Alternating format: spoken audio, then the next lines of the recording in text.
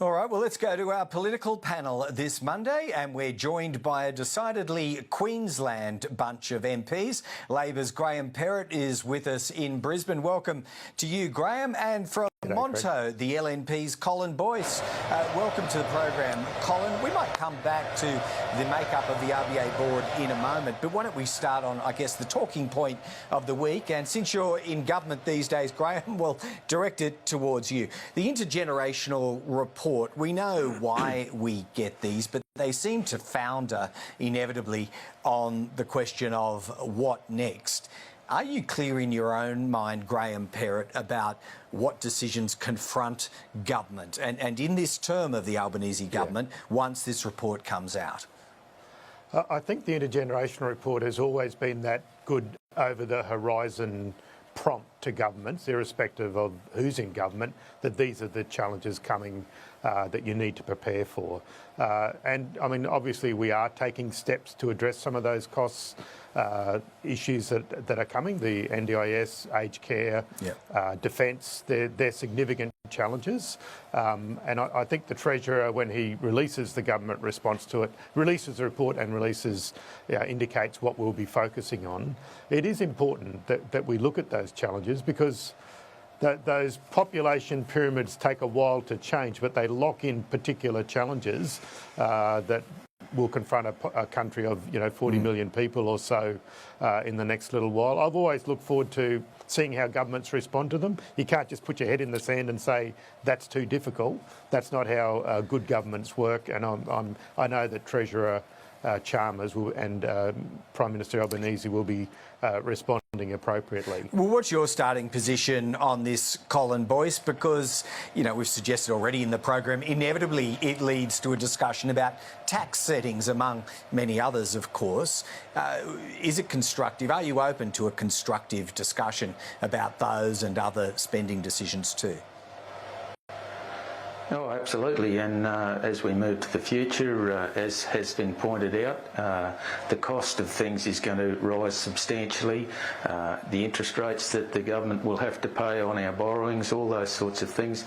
We need to build some productivity into our manufacturing sector and into our business structures throughout Australia through good economic policy. I would argue that if we move to the future and we're going to oversee the demise of the coal and gas sectors as we move to a net zero economy, how are we going to fill that economic void that generates the income for Australia in respect to the fact that NDIS, the health system and the education system and all of these requirements for a modern society are going to get more and more expensive. All right, and what ideas spring to mind there, Colin Boyce? Because I see that the Business Council of Australia has kind of engaged intellectually on just that scenario, reduced dependence on coal and gas exports and how you replace that. Higher GST, does that seem attractive, Colin? Well, again, GST, there is discussions around perhaps increasing GST. If we're going to do that, we'll have to start abolishing things like stamp duty, for an example. These taxes were supposed to be taken away back when GST was introduced years ago, as you're well aware.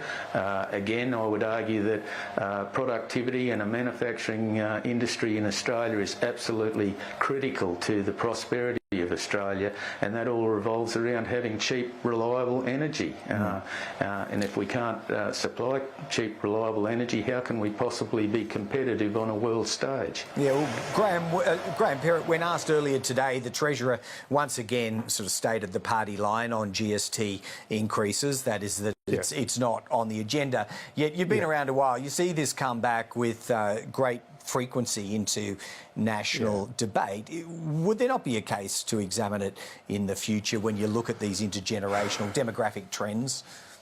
Greg, I represent a marginal seat, and the idea of, in a cost of living crisis, doing anything when it comes to education or health or fresh food just would be anathema to me, particularly. But there are some significant challenges, and I do agree with Colin there that some of those inefficient state taxes, which was originally on the table when we looked at the design of the GST cake way back, some of those inefficient taxes, which is something that hasn't really been flagged in the intergenerational report. Obviously, it hasn't been released, but that it's the intergenerational conversation people are having with their children or grandchildren. How will they get into housing?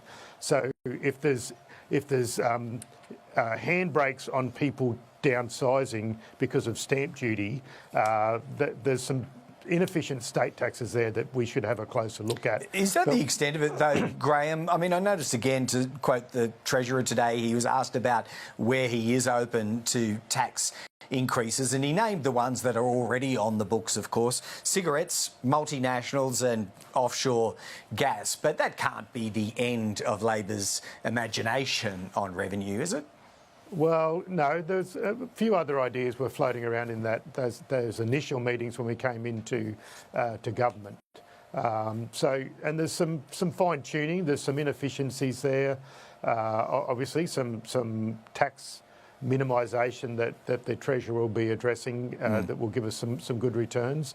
But there's some, as we've heard, as Colin's flagged, some major baked-in challenges there. The interest on the money that's been borrowed is a significant challenge, and defence in a world that's markedly different to the world of 50 years ago that we need to prepare for.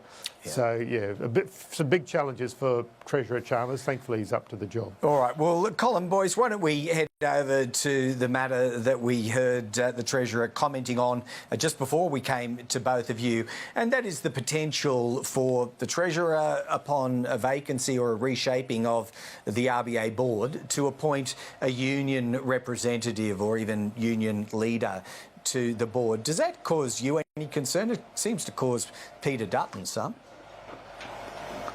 Oh, well, yes, I have some reservations in respect to having union representation on the RBA board.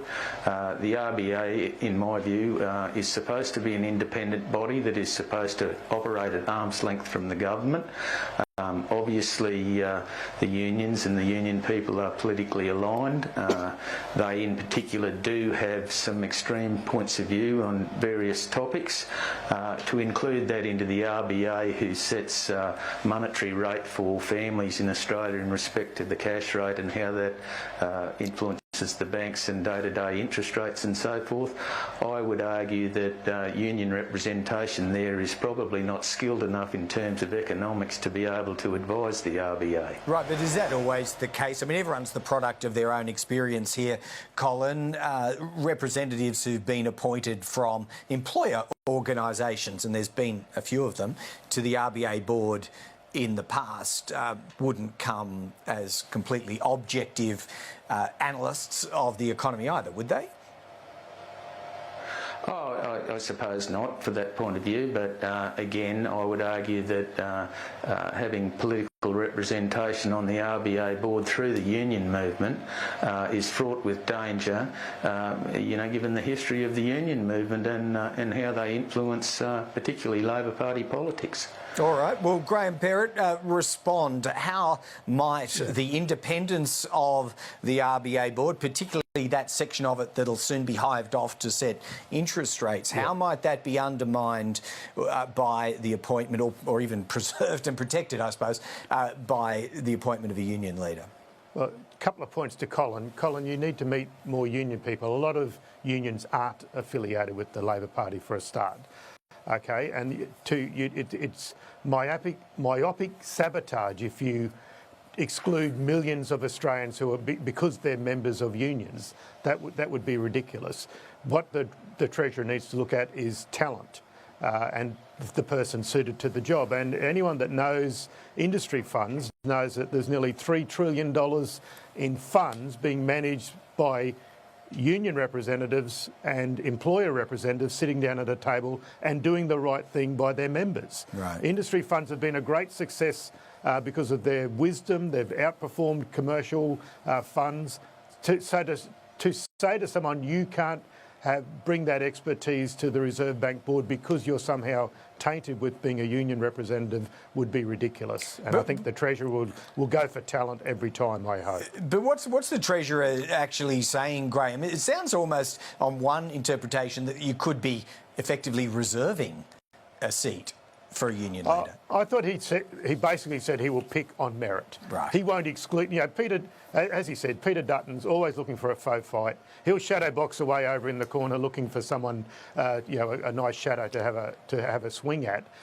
We'll get on with the business of government. The Treasurer will pick the right person for the job. There's plenty of talent out there, but I wouldn't exclude a couple of million Australians because they've signed up to a union, be they affiliated with the Labor Party or not. All right, Graham got the first word. Colin, you can get the last one just to wrap us up on RBA board appointments. Maybe pick up any point you like, but the one Graham was principally making is that these officials, do a good job managing our super, or some of us anyway.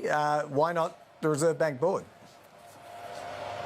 Well, again, I would argue that superannuation is not managed as well as it might be in many instances.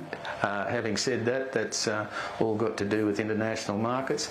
I would point out that it wasn't a few years ago that Sally McManus was advocating for death tax duties to be implemented by an incoming would-be Shorten government. So if we have that sort of influence in the RBA, I would suggest that will upset a lot of people. All right. Well, you get the last word, and no comeback from you today, Graham Perrett. But maybe next time, he says, shaking his head, Graham Perrett. Colin, boys, thanks to both of you for